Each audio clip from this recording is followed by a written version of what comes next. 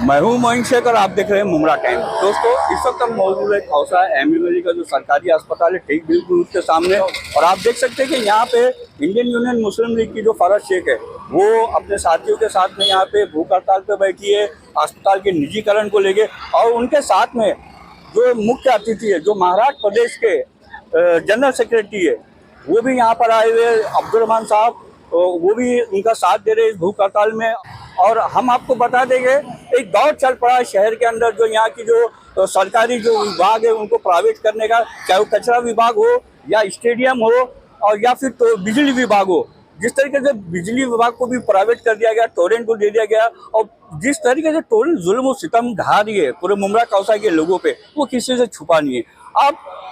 अब नंबर आया है सरकारी अस्पताल का। वो अस्पताल जो पिछले 13 सालों से बन रहा था, जैसे तैसे करके वो बना, उसके 3 माले गायब हो गए, सिर्फ 1 माला बचा हुआ है। और अब ये अस्पताल बन के तैयार हुआ है, लेकिन अभी पूरी तरीके से शुरू नहीं हुआ है। और ऐसी खबरें आ रही है कि इस अस्पताल का भी निजीकरण होने जा रहा है। इसी को लेके फरज शेख जो है ये आज से भूख हड़ताल पे बैठी है। आइए हमसे बात करते हैं और उनसे पूछते हैं कि आखिर उनका ये भूख हड़ताल करने का क्या मकसद है, कितने दिनों तक चलेगी और उनकी मांगे क्या है। फर्ज क्या बताना चाहोगी? आज आप यहाँ पे भूख हड़ताल पे बैठे हैं अस्पताल के निजीकरण को लेकर, तो आपकी मांगे क्या है, क्यों आप भूख हड़ताल पे बैठी हैं? अस्सलाम वालेकुम। देखिए, सिर्फ साफ साफ शब्दों में सिर्फ हमारी 2 ही मांगे, क्योंकि यहाँ के जो है पॉलिटिकल नेताओं की जो है वो बुरी नजर हमारे इस हॉस्पिटल पे, हमारे सरकारी हॉस्पिटल पर है। कौन पॉलिटिकल? जैसे कि आप लोगों को पता है कि जब ये हॉस्पिटल बन के तैयार हुआ था, तब यहाँ के जो सिटिंग एमएलए है जितेंद्र अवार्ड, उन्होंने एक वीडियो वायरल किया था यहाँ पर आकर। उन्होंने कहा था कि स्ट्रक्चर रेडी हो चुका है और अब हम इसको प्राइवेट को देने का सोच रहे हैं और उसको प्राइवेट को देंगे। अगर आप थाने महानगर की वेबसाइट पे देखें तो टेंडर निकल चुका है, यानी टीएमसी ने टेंडर निकाल चुका है प्राइवेट को देने के लिए। तो आज हमारा यहाँ पर बैठने का मकसद ही यही है कि उस टेंडर को जो है वो रद्द किया जाए। आज भूख हड़ताल का सबसे बड़ा मकसद ये है कि हम इस टेंडर के रद्द करें। अगर ये अस्पताल जो है प्राइवेट हो जाता है, इससे आपको क्या तकलीफ? इससे सिर्फ मुझे नहीं, इससे पूरे मुमरा वालों को तकलीफ है। अच्छा, क्या तकलीफ है? वही तो पूछ रहा हूं। क्योंकि ऐसा है कि ये हॉस्पिटल जो चालू होने वाला है, ये 2 स्कीम के आधार पर चालू होने वाला है। और ये स्कीम के आधार पर जो हॉस्पिटल चालू होने वाला है, इसमें हर बीमारियां कवर नहीं होती। दूसरी बात ये है कि मैटरनिटी कवर नहीं होता।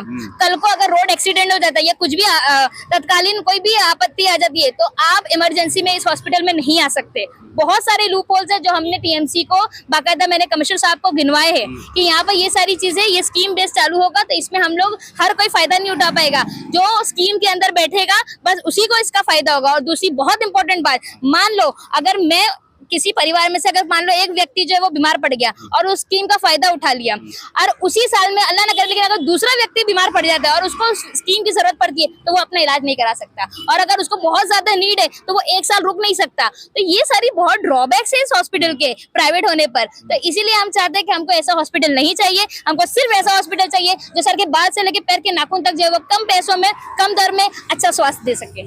अच्छा, ये जो आपने मतलब भूख हड़ताल बेमुद्दत पे मतलब आप बैठे हुए, तो जनता का मतलब कैसा प्रतिसाद मिल रहा है? कोई समाज सेवी संस्था जो है शहर की, उन्होंने आपको समर्थन दिया है, और जनता का कैसा मतलब रिस्पांस मिल रहा है? अच्छा, देखिए कैसा है, अल्हम्दुलिल्लाह हम लोगों ने ये भूख हड़ताल करने से पहले यहाँ पर जो है बाकायदा हॉस्पिटल के पास खड़े रह के हम लोगों ने कैंपेनिंग भी किया था, लोगों को अवेयरनेस भी दी थी। और अल्हम्दुलिल्लाह जिसको जैसा जैसा वक्त मिल रहा है, अगर आप 2-3 बजे के टाइम पर यहाँ पर आते ना, तो आप काफी लोगों को यहाँ पर जिस चीज को जैसे जैसे टाइम मिल रहा है, लोग अपना वक्त निकाल कर यहाँ पर आ रहे हैं बाकायदा। और मैं बहुत खुशी के साथ इस बात को बोलना चाहूंगी और मैं मुबारकबाद दूंगी हर उस शख्स को जो दूसरी पार्टी में जाते हैं लेकिन वो 200-300 रुपए लेकर या वो देकर बुलाते हैं उनको, लेकिन हमारी जो लोग आए ना वो अपने हक के लिए यहाँ पर आए हुए, वो अपने हक को बचाने के लिए, अपने हक के हॉस्पिटल को बचाने के लिए यहाँ पर आए हुए। तो हमारे लोगों ने बहुत समर्थन दिया है। और दो जो हमारी संस्थाएं हैं उन्होंने भी हमको समर्थन लेटर दिया है। यहाँ पर वो विकलांग जो अखिल भारतीय जो विकलांग है वो लोग आकर गए थे, और जागृति वेलफेयर ट्रस्ट वाले जो है वो यहाँ पर आकर गए थे, उन्होंने भी अपना समर्थन लेटर हमें यहाँ पर देकर गए। और इस समय शहर के अंदर 2 मुद्दे काफी गरमाए हुए हैं। पहला मुद्दा है टोरेंट का, और ये जो सरकारी अस्पताल, ये दोनों ही मुद्दों के लिए मतलब अलग अलग ठिकानों पे भूख हड़ताल हो रही है। लेकिन आप भी इसके पहले मतलब एक अभियान चला चुके हैं टोरेंट के खिलाफ, लेकिन जनता का जो रिस्पांस जिस तरीके से मिलना चाहिए वैसा मिलता हुआ तो नजर नहीं आ रहा है।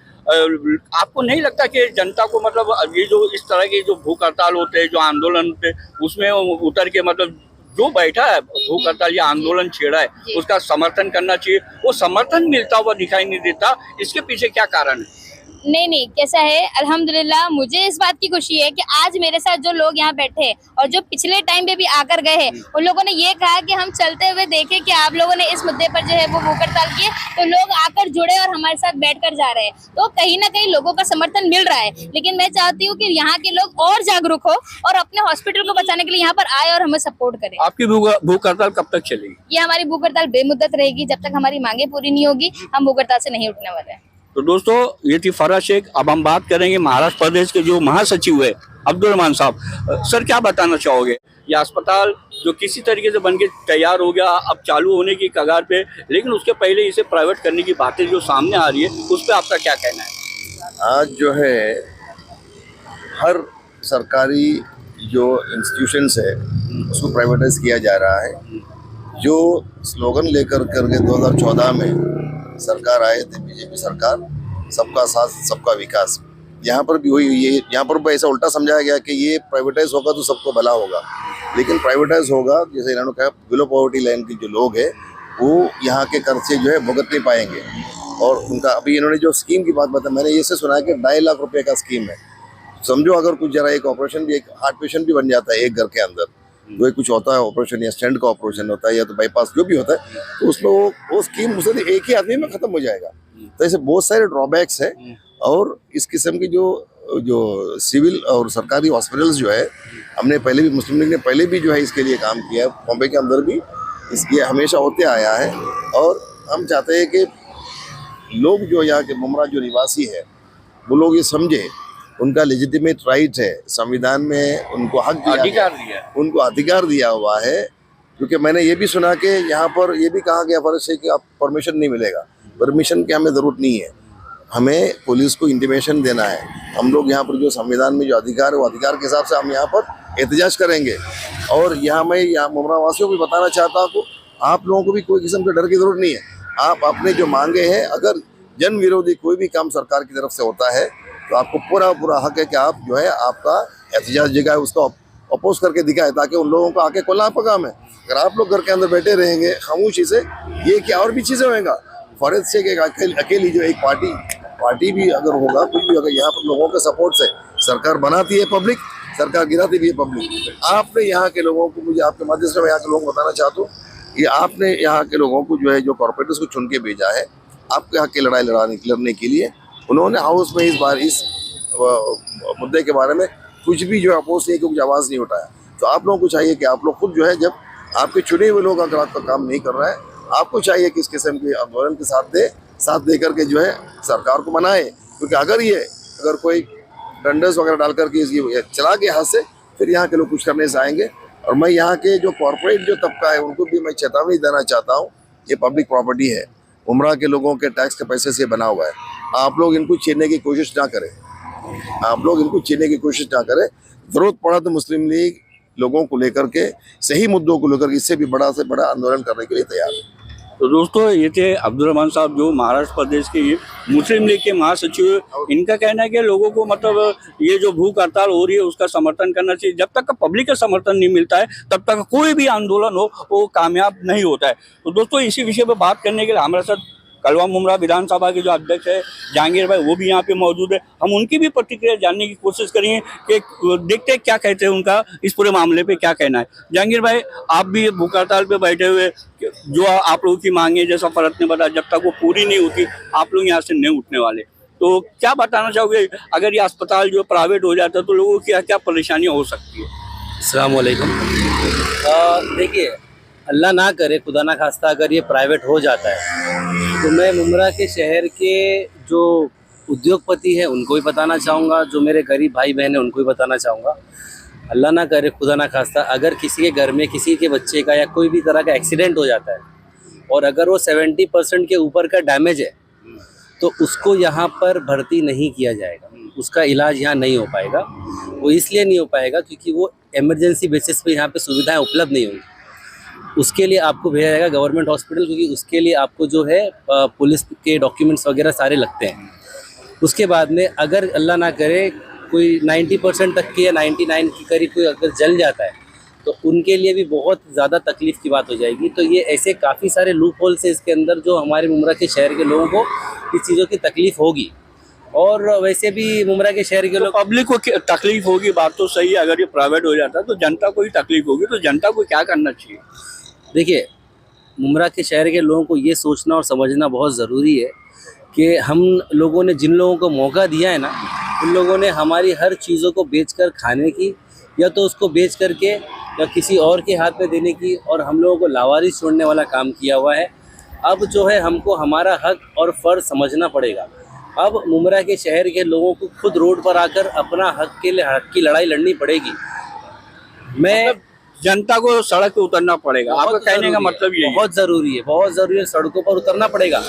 मैं एक पर्सनल गुजारिश करना चाहूँगा, देखिए कमाना खाना ज़िंदगी भर है इंशाल्लाह, ठीक है ना, कमाना खाना घर गृहस्थी हर चीज़ ज़िंदगी भर है, लेकिन एक बार अगर ये हॉस्पिटल हाथ से चला गया ना तो 30 साल का तो इनका कहना है कि 30 साल के लिए जाएगा, लेकिन एक बार गया तो उसको भूल जाओ, और दोबारा ये इमारत बनकर मिलने वाली नहीं है मुमरा वालों।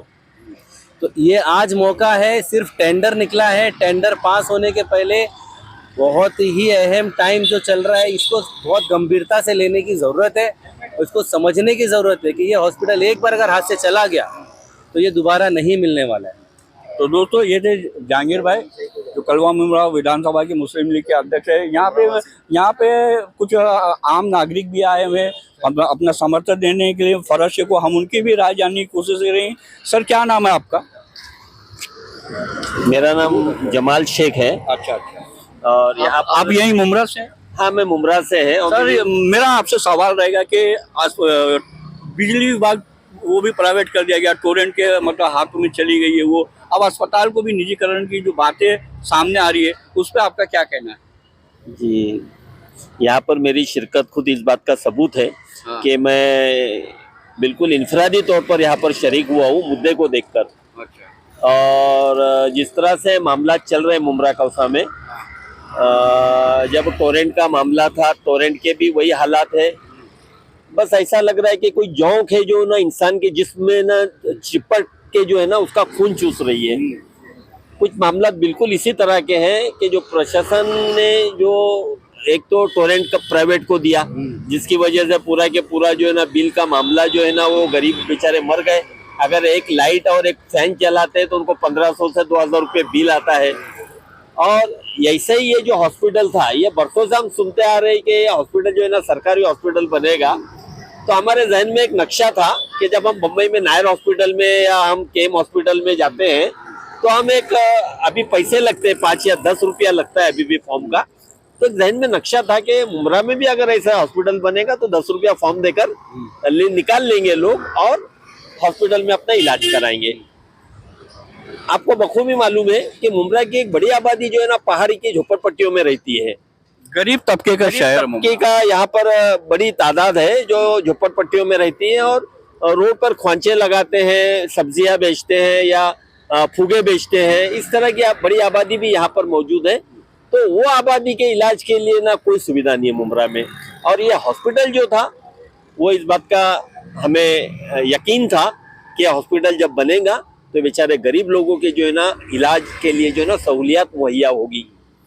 लेकिन ये ना होकर जैसे फरहत साहिबा ने बताया, और मुझे लगता है वो वेल क्वालिफाइड शख्सियत है मुमरा की कि उन्होंने ना सिर्फ सोशल स्टडीज में ग्रेजुएशन किया है बल्कि पोस्ट ग्रेजुएशन किया है।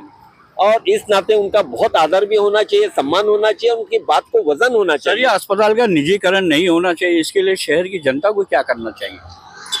जनता को जो है बिल्कुल इस हॉस्पिटल की, ये हुकूक में आता है, अवामी हक में आता है, तो आवाम को चाहिए कि वो अपने हक के लिए आवाज बुलंद करे और इस बात पर आमादा हो जाए कि प्रशासन से इसको जो है सरकारी हॉस्पिटल करवा कर ले, बजाय इसके कि ये प्राइवेट हाथों में जाए और लूट घसोट का फिर एक सिलसिला, नया सिलसिला शुरू हो जाए।